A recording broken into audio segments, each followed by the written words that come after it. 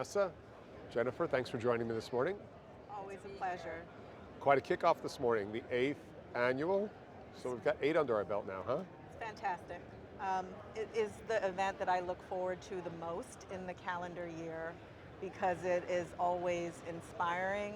It's that fuel that I think all of us who work in medtech and who are in medtech color need to continue to remind us of why we do this. And the most inspirational part is seeing all the students, all of the new talent that's coming into the industry, and having the opportunity for them to connect with leaders like Jennifer and others. Yeah. And Jennifer, you had a keynote this morning, Yes. and you represented Abbott. And I thought, and we're going to dig into it in a bit, but I thought you had a pretty profound and sort of direct message to share. What motivated you to pick that subject this morning? You know, it's very easy to talk about patient access in numbers, statistics, somewhat promotional rather than bringing the depth. And so we thought that the best way to show the audience and really this medtech community is bring the folks that we invest in, and actually invest in us. And they have patient focus, either through development through medical school or actually are the trialists themselves. And we thought that would be most impactful. Yeah, and I love that because sometimes it can be too ivory tower for us to talk about some of these subjects, and it really hit home. And the term access continues to come up. I think the industry has done some good work on access in clinical trials in particular, but access across the board. We've done good work, but we've got a lot of lifting to do still, don't we? Yes, I would agree. Access, it's one of those things that, like you said, you can be ivory tower and, create a theory of what you think access can be, but if we're not really in the ground level of understanding a patient's experience, really the patient journey, and in that journey also with the physician, we will have a miss. So as we do this clinical trial work, it's going to be very important that there's a palpable piece of it where we are listening to the patients, the providers, the administrators, are what is being needed by the community. Because if we don't, we'll continue to operate in theory, which will not help the overall community. Yeah. And Vanessa, you know this as well as I do. We were chatting before the camera started rolling. There's so many stakeholders in the responsibility to access, right? We've got the manufacturer, we've got the clinician, we have the site of care, we have the FDA, who really should be pushing from behind with a carrot and a stick. And then we have the patient themselves. So as we look at this access subject, what do you think about, and how do we reach all of those? Because not all of them were in the audience this morning. Well, I think what's brilliant about the networking breakfast, about the AdvaMed conference, is that it is this place where we coalesce with all of these different stakeholders.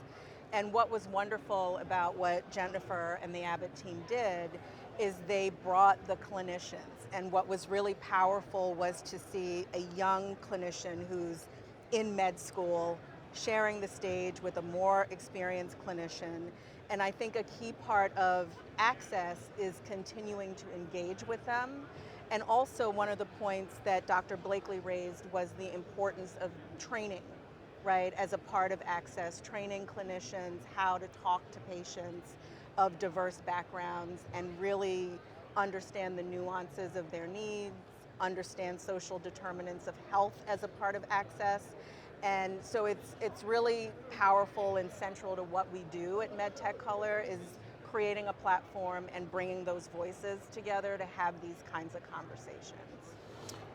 And Jennifer, you brought Jermaine and Dr. McCann's, and it was great because Jermaine, as a student right now, he talked about context of language. Yeah, absolutely. The context of language at the point that you're engaging with the conversation, with who, where, the complexity of the subject.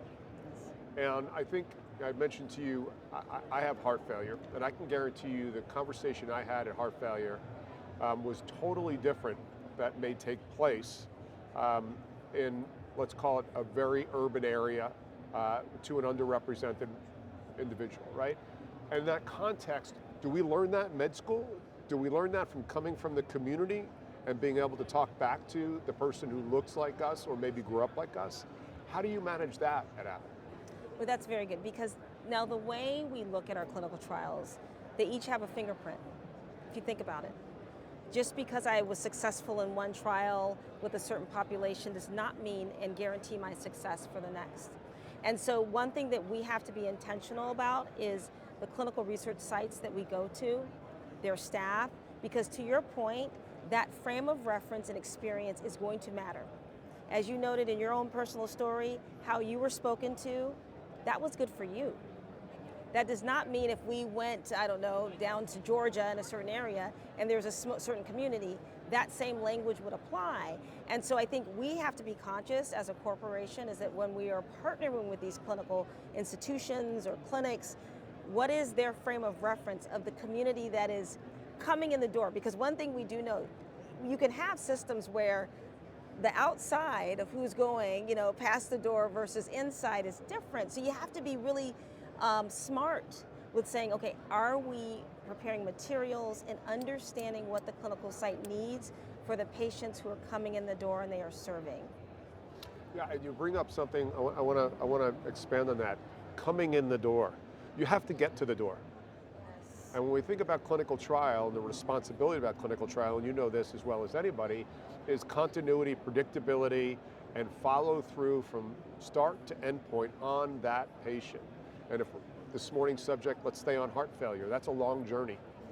Clinical trials there, and we're doing better and better on therapeutic heart failure with devices, but it's still a pharmaceutically managed disease state. So how do we think about that patient who maybe doesn't have transportation, let alone public transportation, in order to take part in that clinical trial? Do they get excluded because of that space where they live? Often they do. And I think the voice of the patient and how we define the patient needs to be broader. At MedTech Color, we undertook a program that we call the Heart to Heart program, where we spent a year over a series of meetings in different communities around the country, talking to women who were living with heart disease about their clinical journey. And one of the things that we found was a big barrier to access was transportation. And we are in the process of gathering that research, and we are going to submit it and publish it. But I think having these patient-centered conversations at the beginning of the development process so that you understand all of the determinants of how they will interact with the trial and how they will receive care. And often it's not just the medical piece of it. It is all of these social and economic and other factors that can determine whether they stay in the trial, whether they can access the trial, and how they access the treatments. But you can only get that if you're talking to them. And Jennifer, as you architected your career in clinical trials and healthcare, was there any consideration to conversation of, okay, here's how many patients, here's the protocol, here's the endpoints, how do we get those people in the door? I mean, this is only a conversation that started in the last 5 to 10 years. Yes. And so as you design these trials, how do you, as a leader, remind the people who probably have their own car, likely have two of them, right, and live within 15 minutes of a site of care? No, that's an excellent question. And so if I could use an example from one of our peripheral trials, it's called Life BTK, to treat chronic limb-threatening ischemia, which is devastating, okay? So if you think about on the spectrum of peripheral artery disease, it's that at that end. And so these patients are very debilitated, okay? There's heavy burden. And so when we were conducting this trial a few years ago, a few things that were popping up. And so it's one of those things that you can start the design of the trial, but once you get in, you start learning. I always feel that clinical trials within a scope are iterative, okay, of how you're learning as you go. And so what we were noticing, and this was during COVID, is that patients, so we would have like an older patient, and we've had the mother, the son or the daughter, and the patient would go, speak with the physician, procedures coming up, would you like to consent for this trial? I think that it'd be a good opportunity. Mom may say, well, maybe so. Go home to adult son, Mom, why would you be in a trial where you are going to be experimented on? Okay, so ding, ding, ding to us, we had to reshape what materials were they seeing? And we went and actually asked the clinicians. So we had actually a really nice spectrum of different vascular surgeons from different backgrounds. And so they said to us, you know what? I need you to have a website up. I need you to have video. I need you to have this. He goes, they would say, they're coming in with their adult child, their grandchild who is tech savvy. I need to be able to talk with them. They go home and look at materials, videos themselves. So we were like, okay, that is one effort. So what we had to do, you have to learn your patients as you go, and it's continuous. And I will say this, just because one set has worked in the past, don't assume that it's going to be the same formula, because to your point, how you show up as a patient is different from the patient in another area, another city, with limited access to even get to the clinic or understand their disease. Is there, I'm not aware of this, but maybe there's something brewing or something is established.